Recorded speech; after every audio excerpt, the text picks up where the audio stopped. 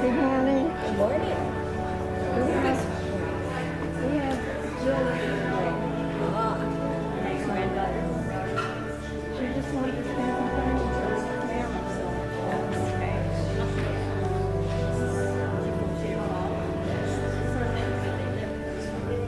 Oh.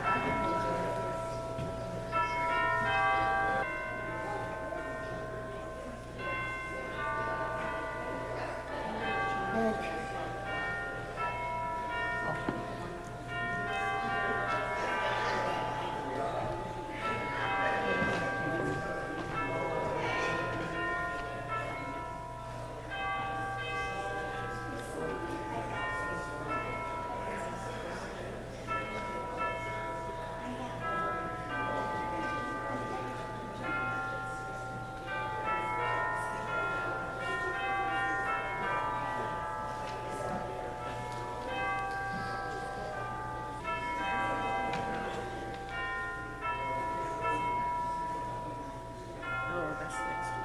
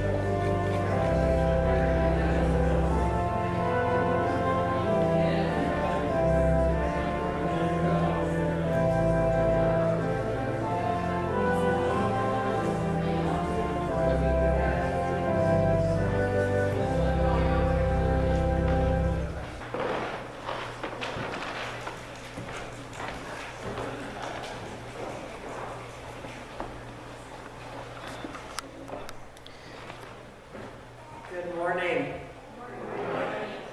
I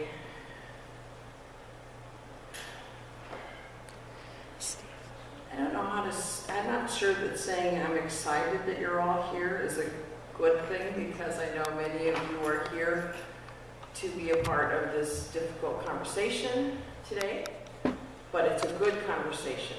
And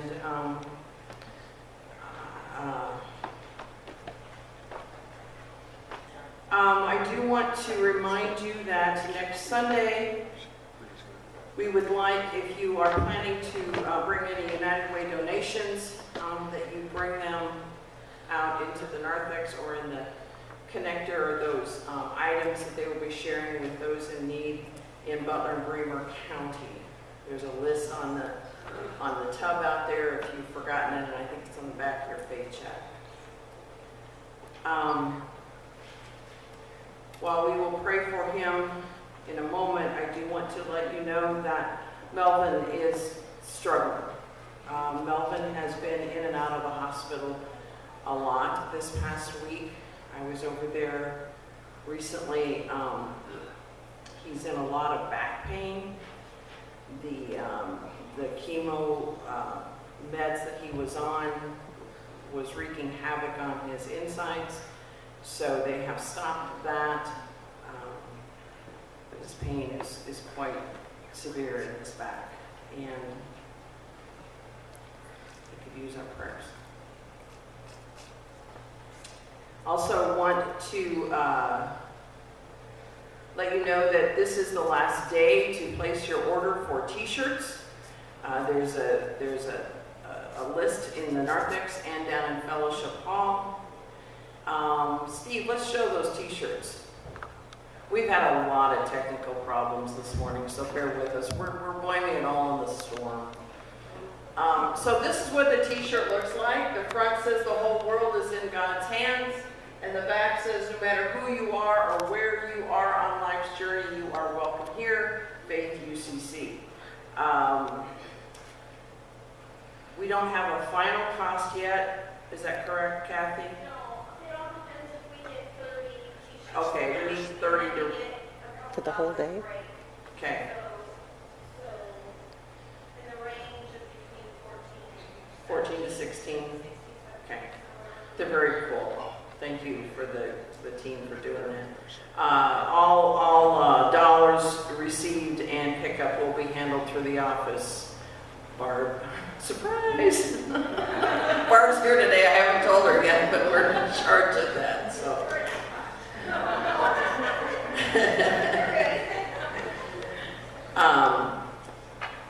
So this is going to be a different type of a worship. As if you caught the slide that as it came through, we won't have an official gathering of the offering because we want to devote time to Kip and Matt to share their wisdom with us.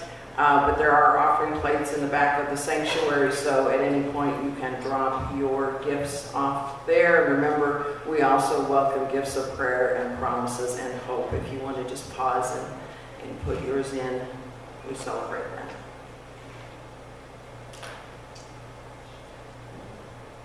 I invite you now, Steve, can you go back to the previous slide? I want us to begin our time here in a spirit of prayer.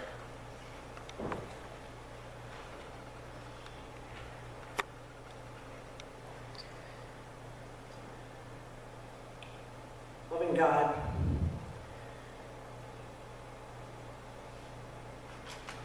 we gather here on this day as your beloved children.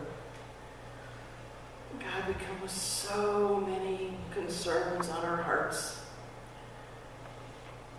We pray for Melvin and all of those on our prayer list. We pray for those that we carry in our hearts, and you know who they are. We pray for our brothers and sisters in California. Once again, as fire surrounds communities, overtakes communities.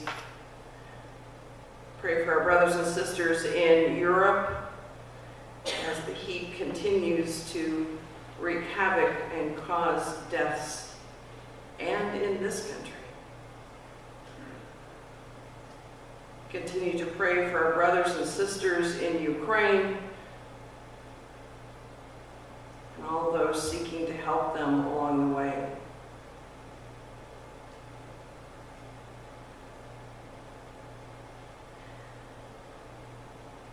And God, we pray and give you thanks for our brother Kip and Matt.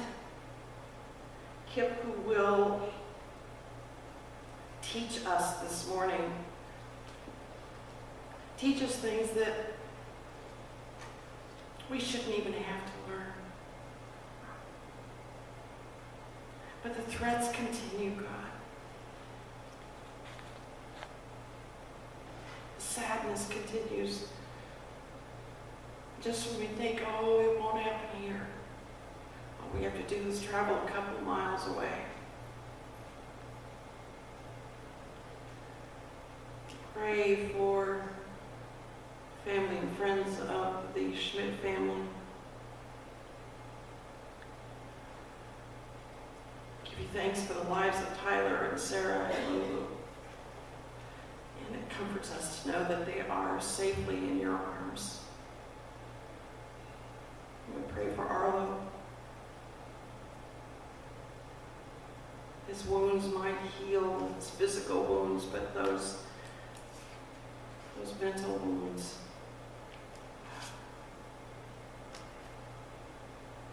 Pray for the families involved in the accident recently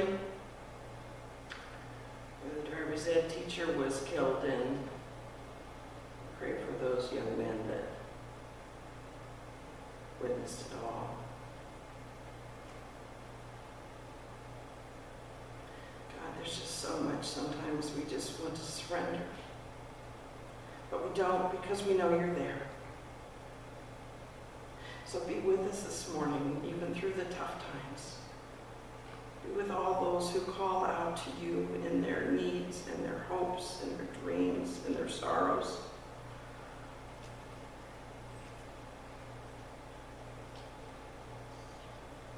Pray these words in the name of your Son, Jesus the Christ, because he promised that you would always be listening.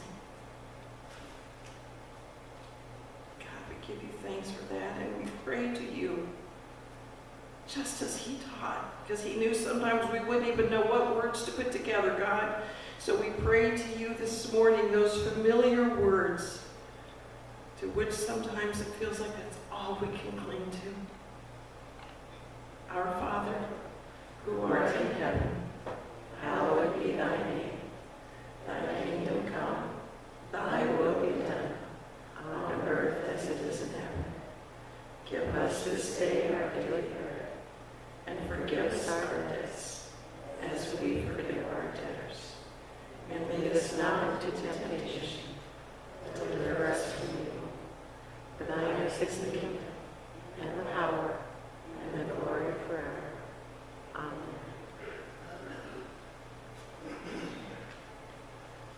Now, Kip, it's all yours now. Thank you both for being here. Good morning. I'm going to talk plenty loud. Hopefully everybody here, if I talk at this volume. Is everybody here? Way in the back? Okay. My name is Kip Ledady. I'm with River County Emergency Management. I've been doing it for going on almost 20 years now. With me is Deputy Matt T. You can go ahead and introduce yourself. Matt T. I've been with the Sheriff's Office since 2013. I've been in law enforcement since 2004. I live just north of town here in Tracy, County quite a bit. Okay, so what we're gonna be going over this morning is active threat events. This started out, some of you may have originally heard this years and years ago under the name ALICE, the acronym ALICE. Anybody remember hearing that? Helen, I know you did. Anybody else? Okay. ALICE stood for, Joellen, ALICE stood for Alert, Lockdown, Inform, Counter, Evacuate. That's a lot of words to remember if you've got a problem, if you've got somebody threatening you, right? So over the years it transitioned to a very simple three-step process. Run, hide, fight, that's what we're going to talk about today. You guys are the first time that we've ever taught a church during the service, so this is kind of interesting for us as well. But it's worthwhile. Unfortunately, it's getting close. So we're going to go through this. So active threat events, we're going to break this down into three phases: before, during, and after. I apologize if parts of this are like death by PowerPoint. I don't mean it, but that's the only way to do this. So we're going to talk about the before part right now. So what is an active threat? An active threat, active shooter. Notice I didn't say active shooter right away. I said active threat. Why is that? And by the way, this is audience participation. So if you don't yell out an answer, I might call on you. So what's all happened? What kind of threats have we seen in the U.S. and in Iowa? Anybody want to yell something out? Ellen? What's that? Guns. What else? Vehicles. What else? Anybody remember machete? Machete was just a few years ago. Somebody used a machete. So we call it active threats, but you might hear me fall back to active shooter just because that's what most people do. Most of the time, the data shows that it's guys. Doesn't have to be, but a lot of times it is. Often, it's one guy working alone, or if it's multiples, they work side by side.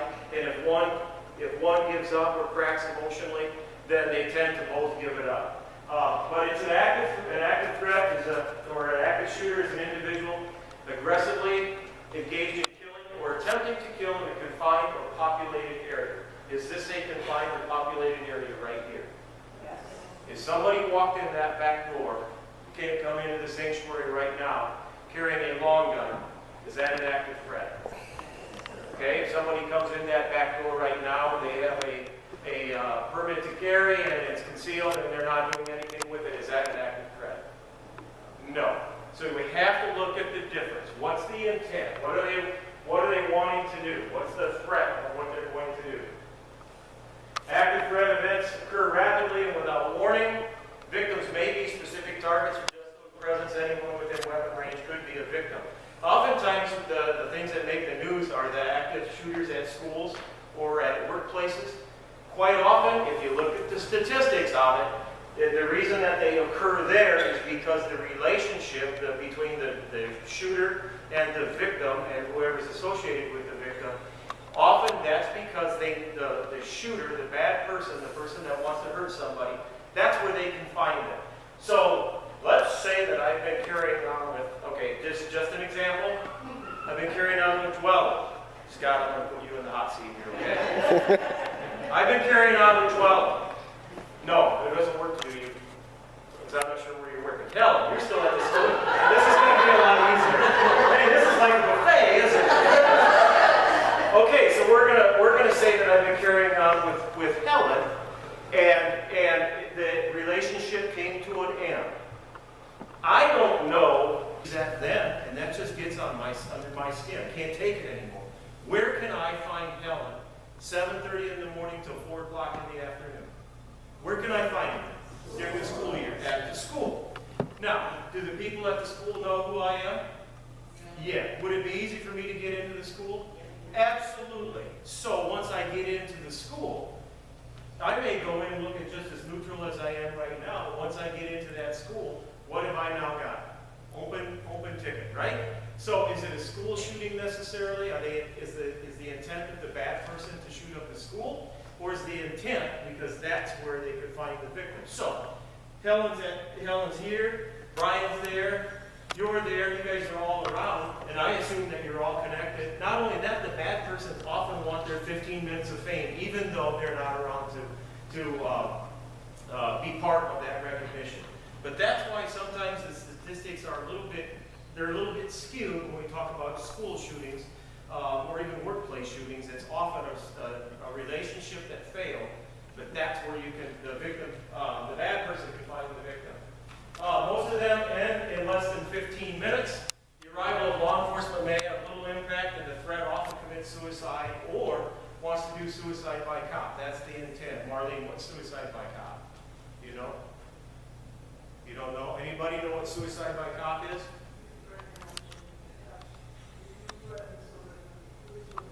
Yep, you pull the gun, you pull a weapon, and then it puts them in a bad spot because they then have to do the shoot. They have to shoot you. That is suicide by cop. And quite often, that is the end goal. It's either that or they're going to end their own lives. Pastor Marilyn brought it up. What happened in the Coconut Caves? What did the guy do? Took out a family and took his own life. You know, it's the cowardly way. Now, when we talk about less than 15 minutes, if Matt wasn't here with us right now and something happened, where's the next closest officer? Matt, do you even know? Waverly? Waverly right now. Waverly. How long would it take to get somebody here? That's a long time. How many rounds can a bad person get off? How many people can be hurt in that short while, right? So for that reason, what we're going to talk about today, I don't want you to get paranoid, but I do want you to be thinking about it so if something ever happens, you've got some options. That's that paragraph right there.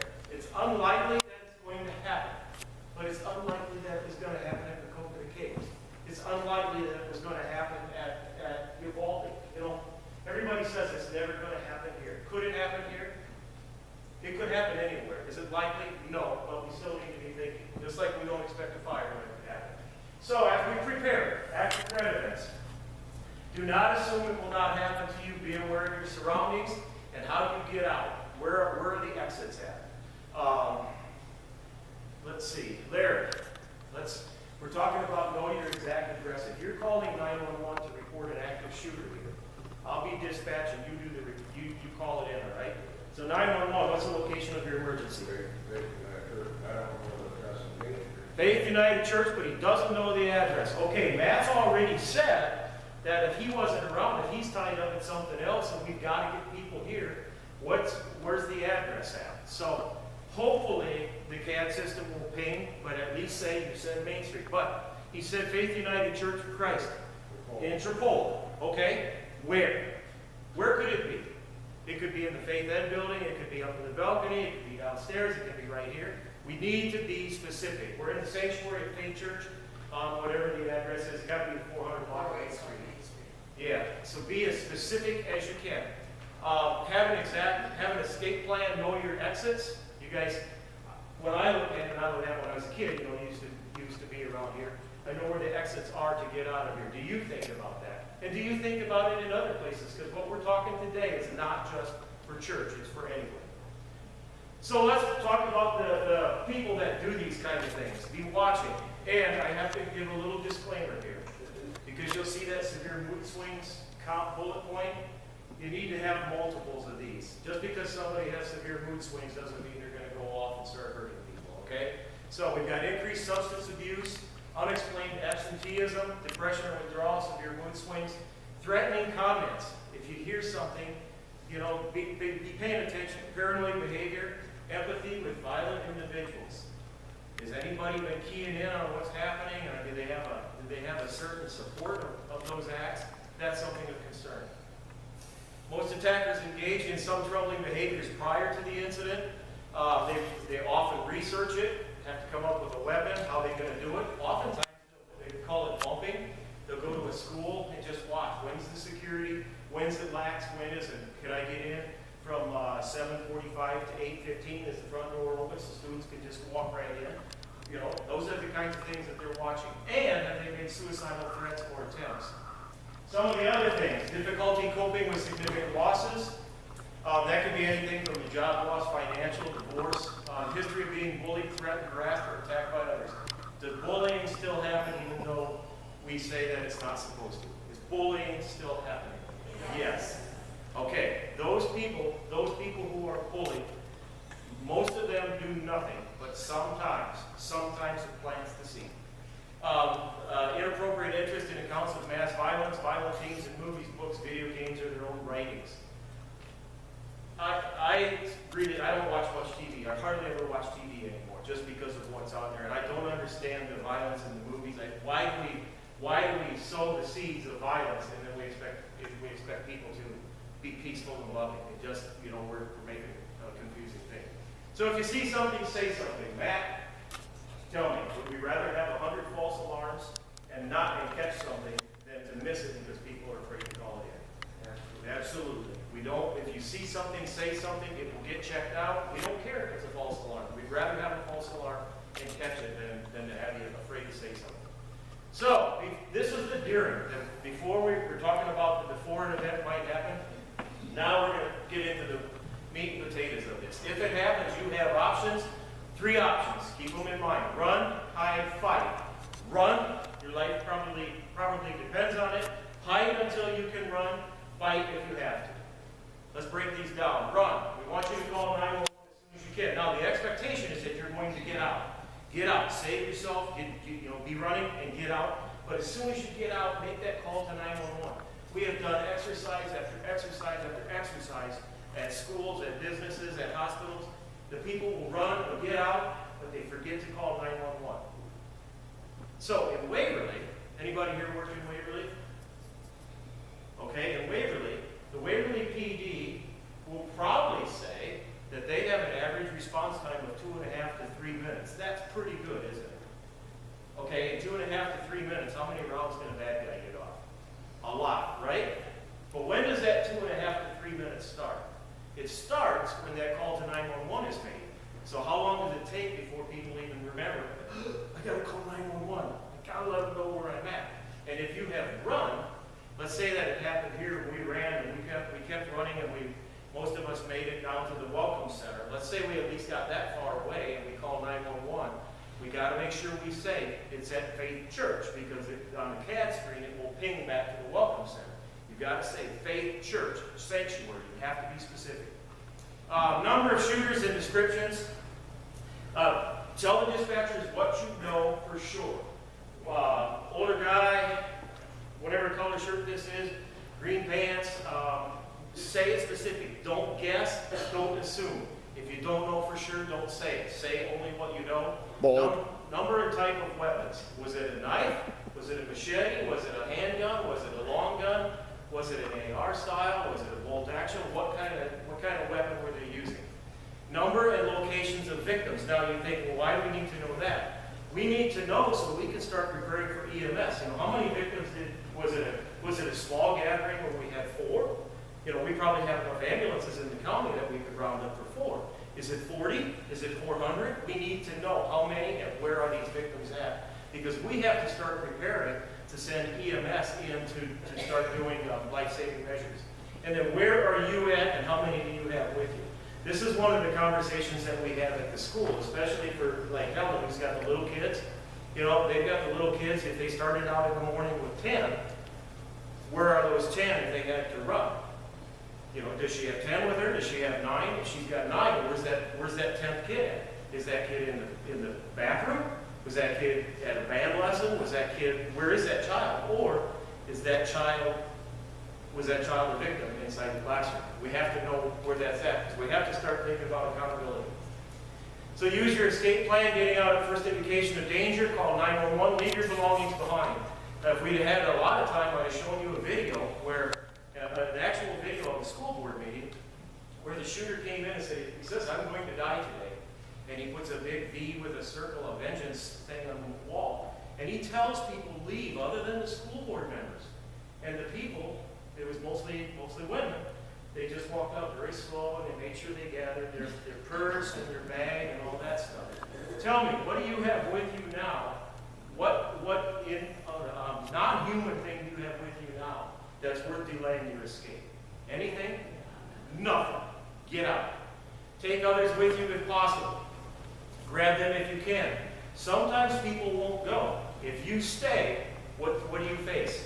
If you stay because somebody doesn't go, what's likely to happen to you? You are likely to be in the count, right? You may need to leave the wounded behind. This would be tough, wouldn't it? Especially if it's somebody that you know that you're close to. But again, if you stay, what's likely to happen? You can't help others if you become a victim. Try to prevent others from entering. Keep your hands visible. Matt, demonstrate what we want for visible hands. Fingers up. You got to follow the orders of law enforcement. Why do we want our hands up like this? Go ahead, Matt. Explain it. Basically, we want to make sure that you guys don't have any weapons. When we come in a building, we're trained to address the threat. So if we see any sort of a weapon in your hand, we're automatically going to assume that you are a threat. What happens to the threat? The purpose of the law enforcement is to neutralize the threat. What does that mean? Somebody's going to get shot, right? Hands in the air. Keep them in the air. Now, a question that sometimes gets asked is, what if the bad guy drops his weapon and embeds with you as we're running out of the sanctuary? So you've got a bad guy walking out with his hands in the air. What do we think of that? Are we concerned? Scott, are you concerned with that? But is that not better? If his hands are in the air like that, is that not better than that person shooting? So as soon as you get out, you let somebody know that's who it is. But as long as those hands are in the air and they don't have a weapon in them, that's a whole lot better than the weapon just doing whatever they have to do or whatever they choose to do. Okay? Are you guys going to be doing please and thank you? Okay. Don't please and thank yous. We've done some exercises. I distinctly remember this one at Worker College where we were using airsoft guns. And I walked out. I was part of the group that was supposed to be leaving. And I met one of the deputies in the stairwell. He was going to the threat, and I had my hands up like this. I got to him, and I went. All I did is I grabbed him by the shoulder, and I said, "He's in the business office." And I tell you what, if it took a full second, I'd be surprised. He had me on the ground, on my back, with that airsoft rifle pointed into my chest. It was that fast. These guys, look at them; they're human beings. They're like us, but they get amped up too when something like this happens. Hands in the air, don't expect them to be nice, they're focused on their mission, and then follow their orders, whatever they are. Even if they don't make sense, follow their orders, because they've got a reason for saying what they say. If you have to hide, find a place where the threat is less likely to find you, stay out of that shooter's view, and do not hide in a place where you can't escape, because when you hide, if that shooter takes off and goes to the next room or goes down the hall, you want to be able to get out. So don't get in a spot where you can't get out. Just because you couldn't run initially doesn't mean you can't run later on. It's all dynamic. You do what you have to do when you can do it. Lock or barricade the door. Schools are pretty good about locking the front door, but we did a run, hide, fight exercise where we actually came in. I was the intruder to Wapsie Valley School this past spring. The kids knew when I was coming in. They knew that I wasn't going to have a weapon for sure, but I was going to have an orange shirt that said intruder on it. And I walked in, and when I got to the door, I didn't even have to push the button to get in. Some guy was doing some work in the doorway, and he opened the door and walked in. And the exercise hadn't even started, and I got in that easy. So it's just a free-for-all. I could go anywhere that I wanted. So just because you think there's locked doors doesn't mean there's locked doors. And not to start an argument or a deep discussion or anything, but does the little sign on the door, or does the state law that said no weapons allowed in the school mean a hill of beans to the bad guy? What's that make? A soft target, right? Is a church a soft target? Does anybody expect that it's going to happen at a church? They don't expect it. It doesn't happen at churches. So you have to be aware. So hide behind heavy objects, remain quiet, silence your cell phone. The easiest way to do that is put it on airplane mode. So you'll learn how to do that and do it quick. The thing is, if you put your phone on silent and then you get out, or you put it on airplane mode and then you get out, you need to make sure you flip it off of airplane mode so that you can call 911 and get that call out. Call 911 and leave that line open. Even if you can't talk, leave that line open so they can hear what's going on in the background.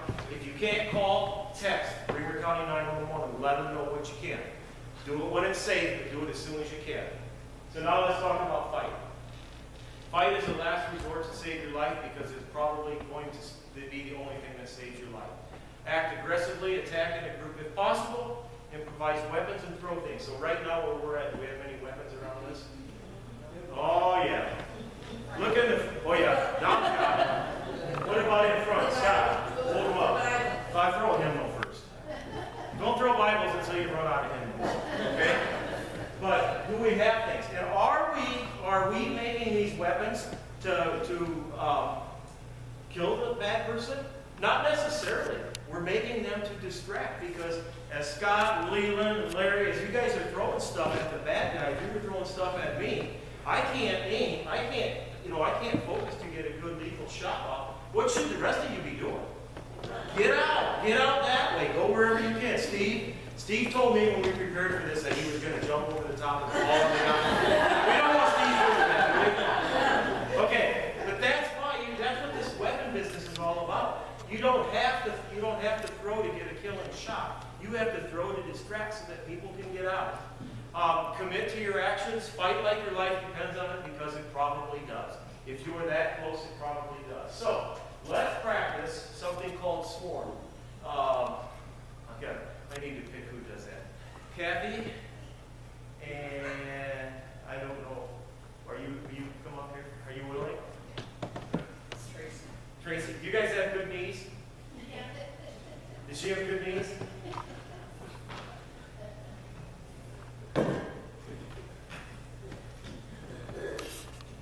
All right, I'm going to show you something. Real or fake? Who knows? You said fake. Real or fake? Don't know. Don't know. All right, it was confiscated at Warburg College. Real or fake? Could be real. So, you are Matt T. You get called to a person with a gun late at night when it's dark. And the person that's got this gun holds this gun. Does he shoot or does he not shoot? This was an airsoft gun that the guy painted the tip black. Now all it would shoot is plastic beads. But you couldn't see that. Imagine having that pointed at you. What if he had to shoot? The person pulled this weapon, pointed at him, and he had to shoot this 12-year-old kid, pointing an airsoft gun that had the orange tip blacked out.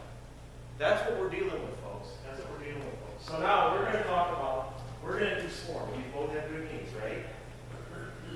Be honest. Don't do you? Okay. Joelle, I pick you, but you already know. Dawn, do you have good knees? You don't have good knees? Who's got good knees? All right, you're going to do by yourself. Come on. Okay, so what we're going to do is, you see that microphone? For the sake of this, that's going to be the bad guy. I want you on this side so they can see what you're doing.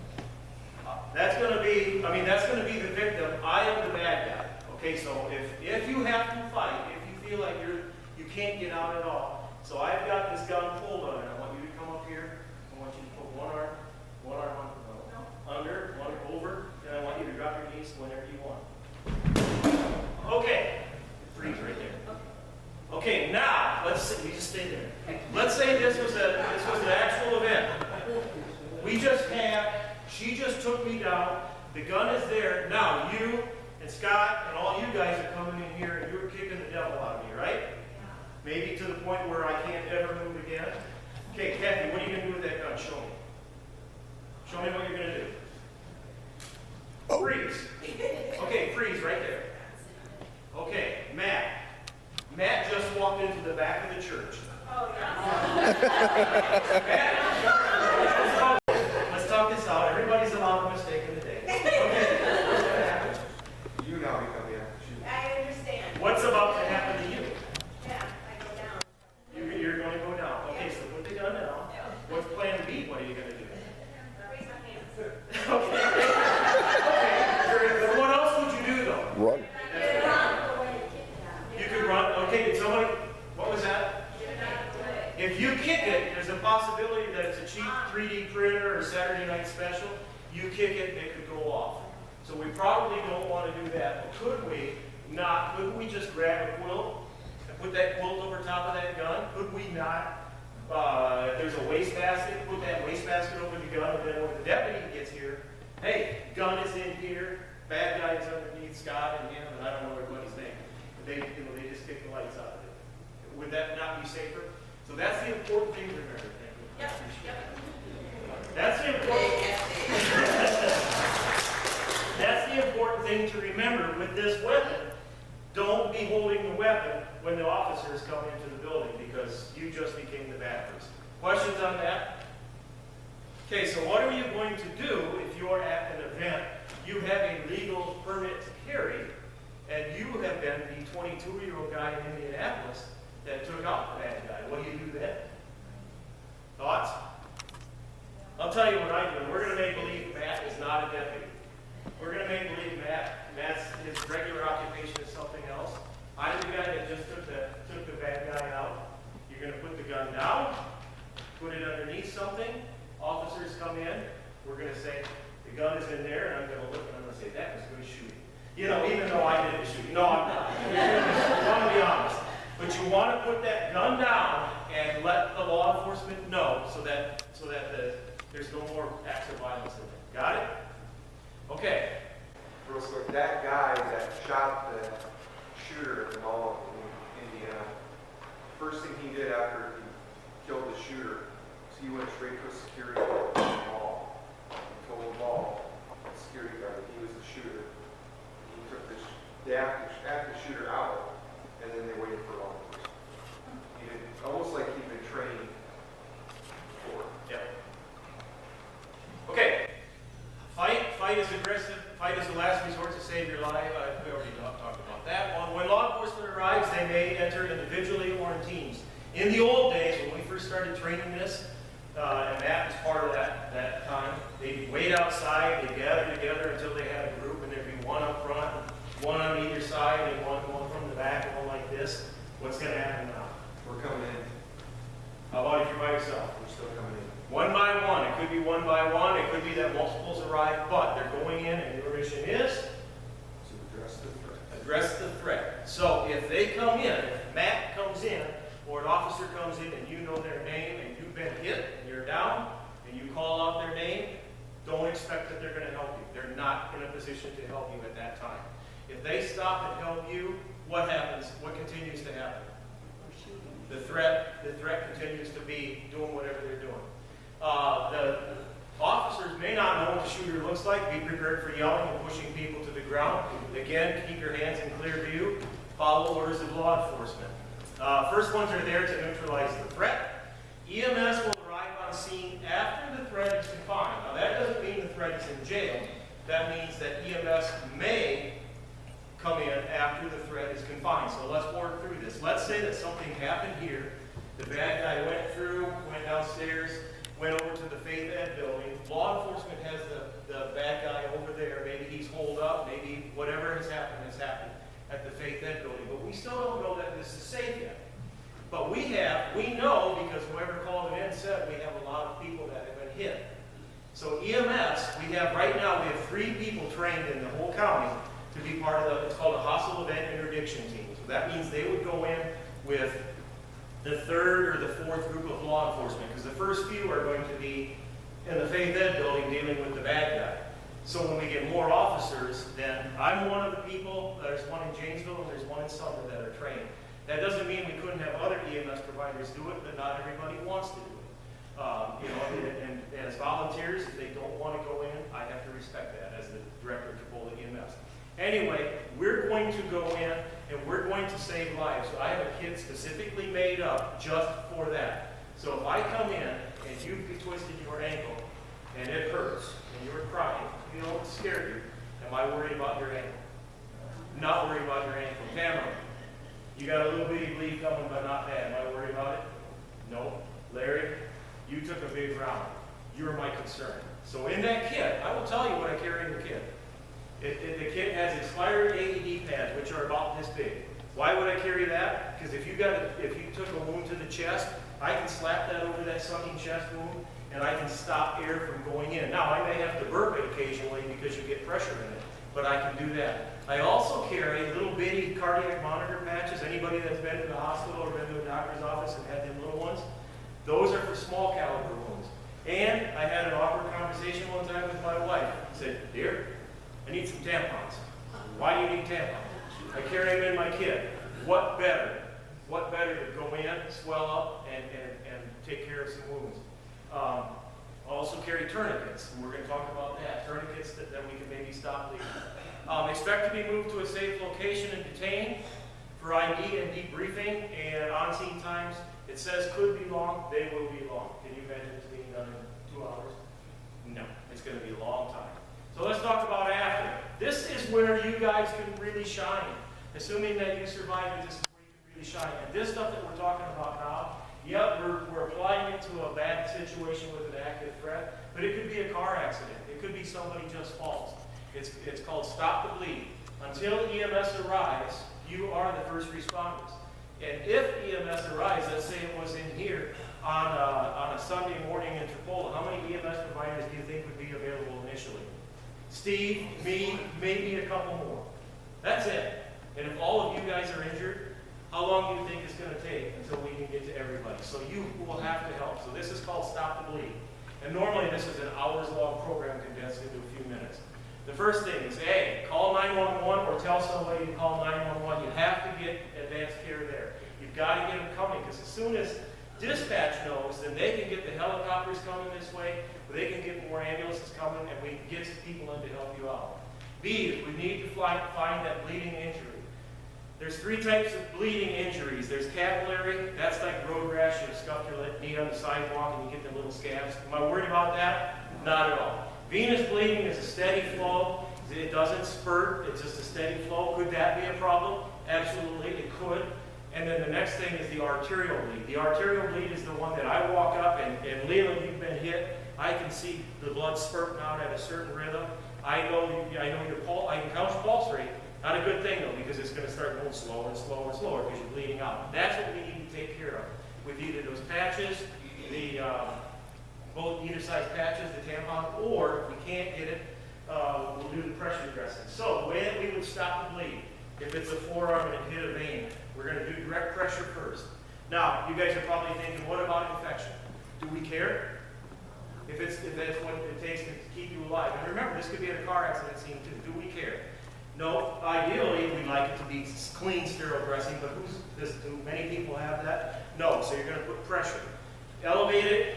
If that doesn't take care of it, find a pressure point. And this applies only to the limbs. If they've got a head wound, don't put pressure points on your foot. That might get you in jail. Okay? But this is just the limbs. You got pressure points anywhere that you can feel a pulse. Inside the arms, the groins, behind the knee, the pressure points. If that doesn't do it, then we can go with let's see, I gotta keep tourniquets.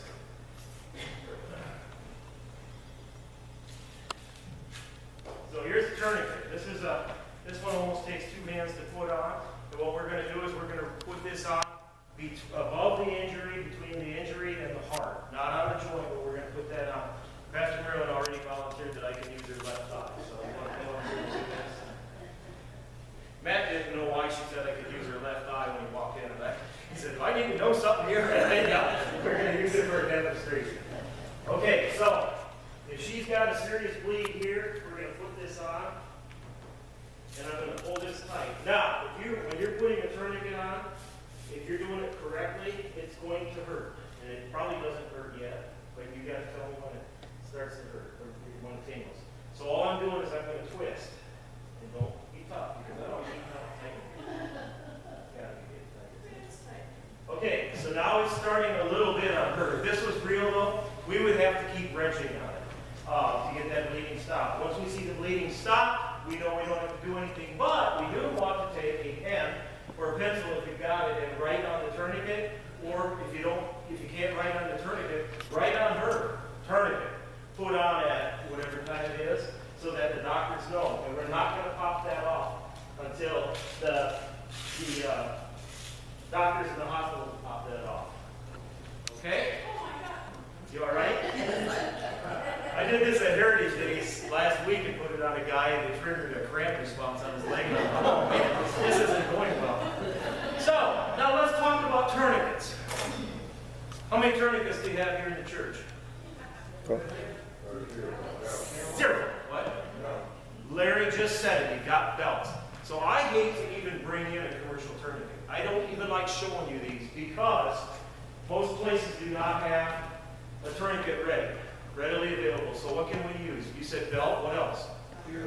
Shoelace, anything. Take your shirt, cut your shirt, and then you got to put something in it so that you can wrench on it. You know, I could probably use a pocket knife. I bet I could make a way to tighten it down with my cell phone. That's what they used at the motorcycle accident. They used a belt. Yeah. Oh yeah. Use a belt. So don't rely on a stop the bleed kit. Steve and I looked. We're trying to find a stop the bleed kit to put with your AED. But you know what? The fact is, you guys have to be able to adapt because your AED, if I remember right, is over there, isn't it? So if you guys are all congregated here where the injuries are, who's going to take a chance to run over there? You don't adapt. You have to think. You have to think. Be creative when you're considering that. So the last part of this is we get to do a little bit of hands-on with stop the bleed. I forgot to show you one good step though. If we put that tourniquet on and that doesn't take care of it, we may have to pack the wound. This is my simulated thigh. This hole right here is relative to a 9mm entrance wound. This is the exit wound. And then this is if a guy has been sliced with a knife or machete or some sort of sharp-edged weapon. So if we have to do stop the bleed, this is how you're going to do it. This could be probably pretty disgusting, but it's probably the only thing we will do while I do this. So my wound is bleeding right here. I'm going to start grabbing these, and the idea is you're pressing your fingers inside that wound to pinch off that blood vessel. So I'm going to push it all the way in as hard as I can against that bone. And every time that I pack more in there, I'm going to do it really quick so that it doesn't start bleeding out. I'm going to just keep going and keep going. Now, I've got gauze. What could I use if I didn't have this gauze? Scott and I are doing it. I wouldn't do Kleenexes. Scott shirt. Yeah, always have him with you and use his shirt. Cut his clothes to make a tourniquet, cut his shirt to pack the size. I'd like to just pass them out to a few of you so that you can give it a try if there's anybody that would like. I've also got tourniquets. Go ahead, I'll work that here. Who would like to practice with the tourniquet? Brian. What? You can get them online. Don, you need to practice. Leland, it's an old scout. Take that here. You guys can pass it. Let's just do a little bit of hands-on on this. Now, if you're putting a tourniquet on somebody, stop before we do damage.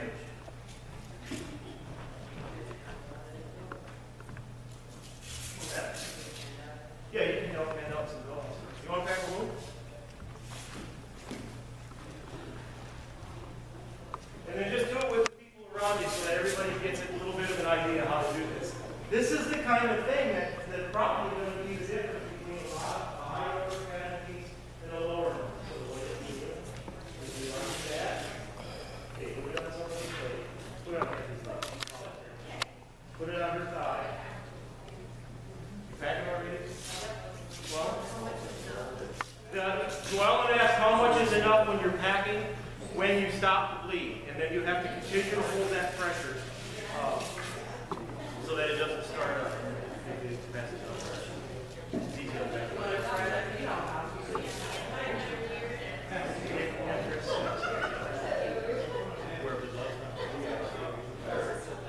It could be if it's a girl where you got to go both ways. Whichever one you got to go to.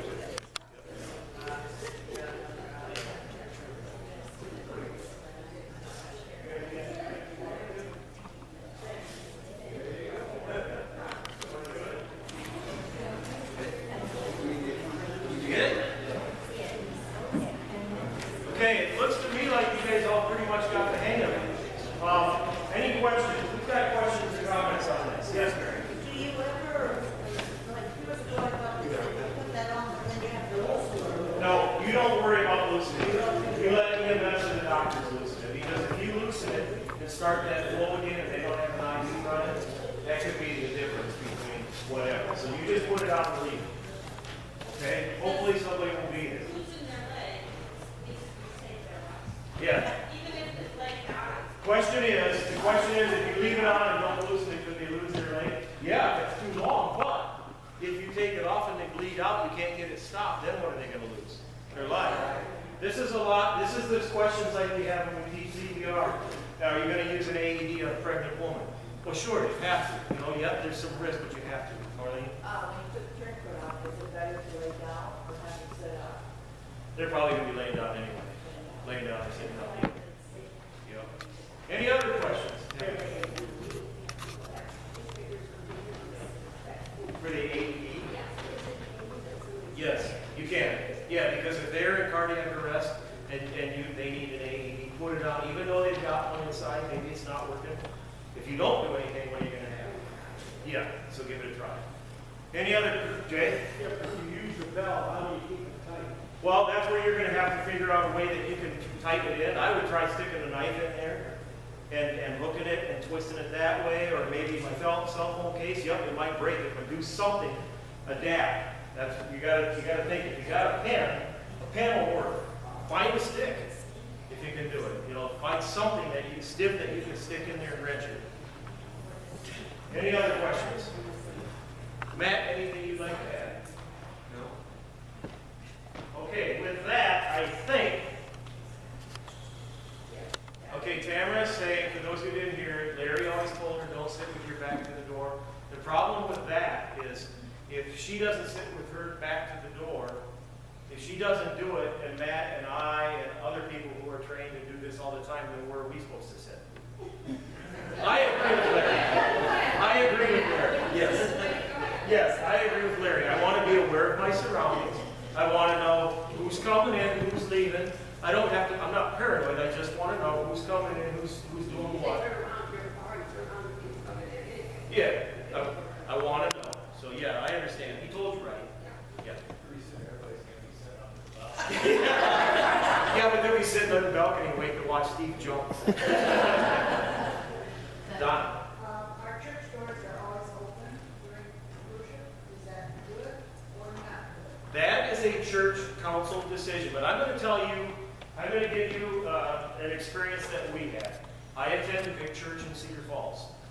Big church in Cedar Falls, and it's got a open row there. It's got 2 or 3 open rows like this, and then another row on the side.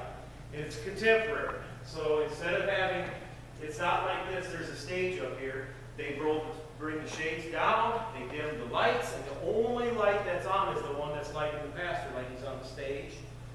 We had, and at the church that I attend, we always have a plainclothes officer, and we have an EMS person. Quite often, I do the EMS part of it. And we had a fellow walk in, and he came up, I'll just simulate it. Make believe this is on the side. He's walking up, we'll make believe Matt's the pastor. It's dark, he's wearing black pants, he's got a black sweatshirt on with the hood up, and he came up here, and he just stood right here doing something with his hands. So what do? You guys are in the church, what do? What's about to happen? Maybe. Huh? Why can we take it? We can't take it down. He didn't do anything. You can't do anything. You just have to be aware. So to answer your question, yeah, we've got the doors open, but we've got people that are watching. It's a happy medium between making it a fortress or making it welcoming. You can still be safe. You can still make it welcoming, but you can be safe by having somebody. So when I'm there, I'm not in the sanctuary.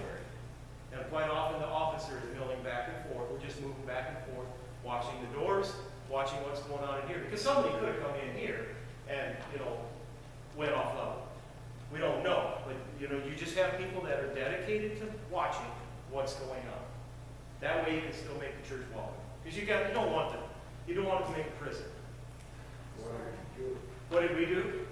Well, I went to the back of the church like this, where I had a clear shooting lane, and the officer was on the other side, and we just stuck our hands in our pockets because the guy that went to the front of the church, all he did was fumbled around, and he was messing with his phone, but we couldn't tell that because it was dark. He was trying to text family members to see where they were sitting.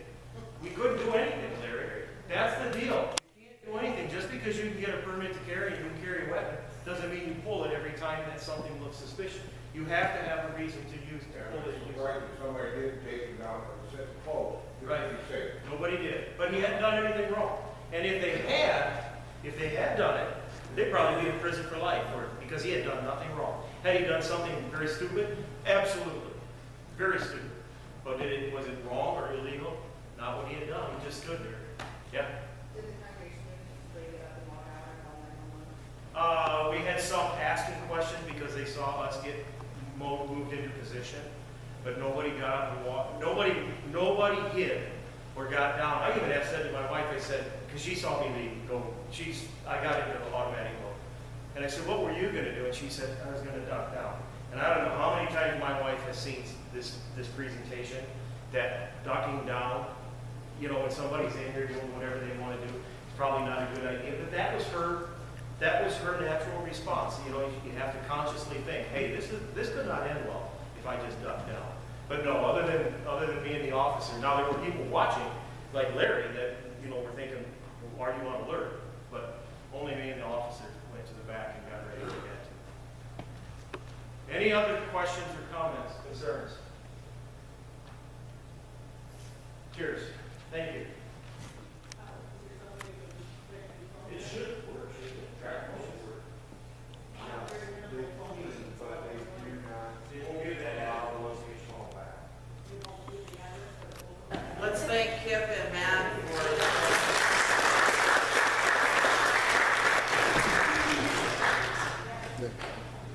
We got a screen.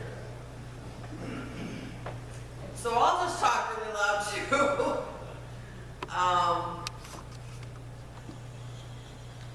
Heavenly God, we have learned much today. Give thanks for the wisdom of Kip and Matt that have taught us. We pray that we will never have to use anything we learned today in a dangerous situation, but in truth, God, some of the things we learned could be useful in just an accidental situation. So, thank you. Thank you for them sharing their wisdom. Thank you for all of the EMS and officers who work so hard to protect us. God, as we go forth in this space with this knowledge, let us go forth with courage and hope. Let us go forth praying every day for that elusive peace, that elusive compassion, that elusive kindness. We so long for your children to find. Lift up this prayer of gratitude and hope. In the name of your Son, Jesus the Christ, the one who is, the one who was, and the one who will always, always, always be with us.